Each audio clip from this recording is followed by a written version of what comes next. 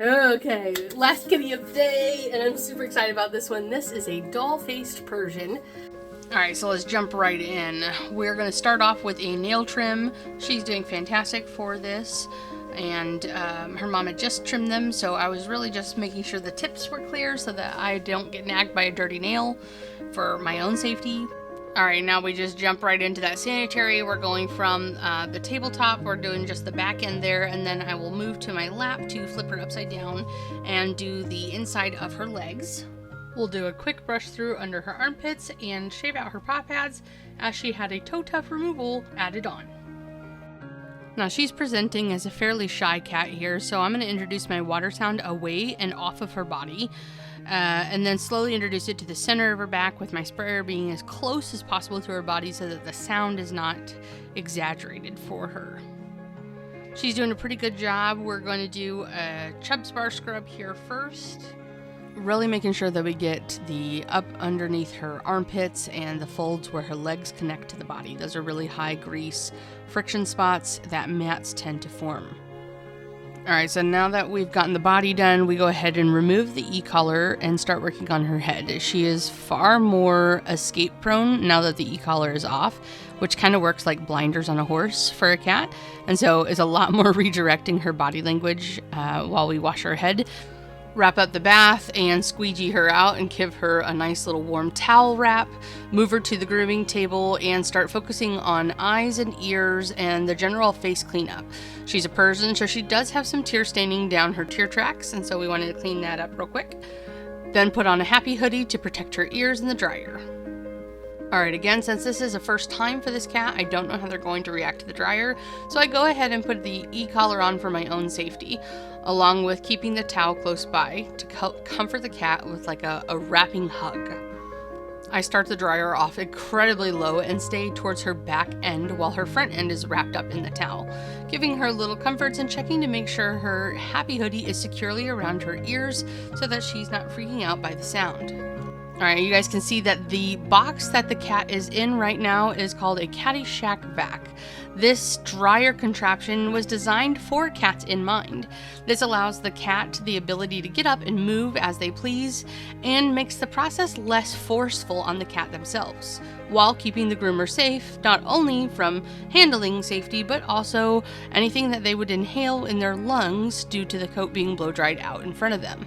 I, for one, am particularly grateful, as well as my pulmonologist, as it has improved my lung health considerably in the grooming salon and with my daily work.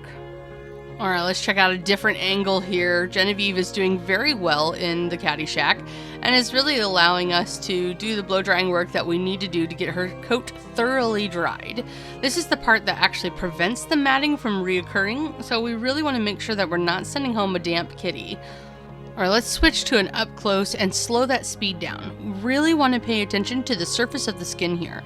This is where we're checking for any lumps or bumps, if there's any new moles, any growth changes between one appointment to the next. This is key for how we are able to get a detailed assessment and keep an eye out and refer to a vet when necessary. Zooming back out, let's finish drawing this cat. This cat is doing fantastic. I'm letting her walk around the box as she pleases, which means I have to chase her with the camera a little bit. But that said, she's doing an excellent job. Now we've got the combs out and we're going to start working through her coat. We'll take whatever side she's offering us at the time and allow her to get up and move as she pleases.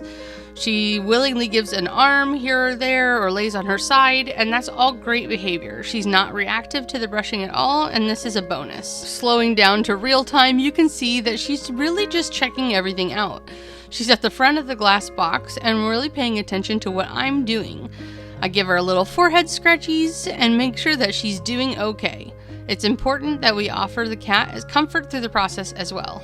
Alright, so now we're going to tackle the tricky part, which is drying the head.